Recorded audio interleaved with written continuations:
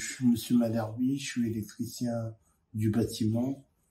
Ça fait plus de 18 ans que j'exerce le métier d'électricité dans le bâtiment.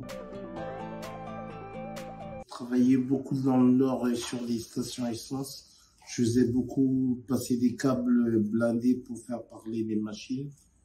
J'ai travaillé du côté de Tourcoing, même à la limite de la Belgique à Hasbrook.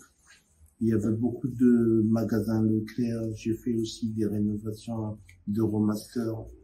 Sinon, j'ai travaillé aussi dans les banques CIC. Suite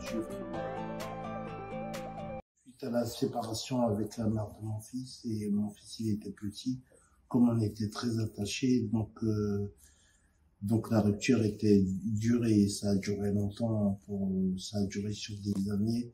Donc c'est pour ça que ça m'a mis en dépression. J'ai un enfant, il est en bas âge et donc il y avait hors de question que je le laisse tomber. En plus, il est asthmatique.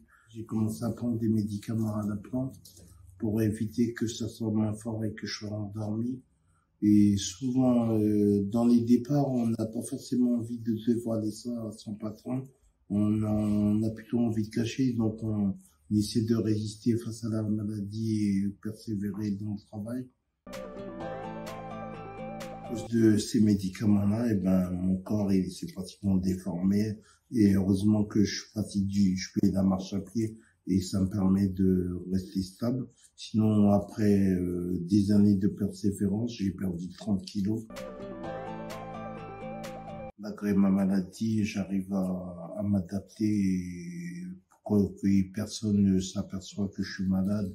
Que quand je rentre dans un endroit, si je dis pas je suis malade, ils s'en rendent pas compte.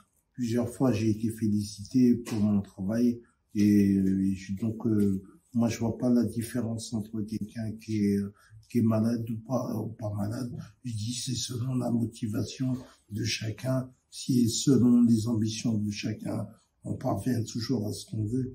Le tout c'est de le vouloir et de faire tout pour l'avoir, c'est tout.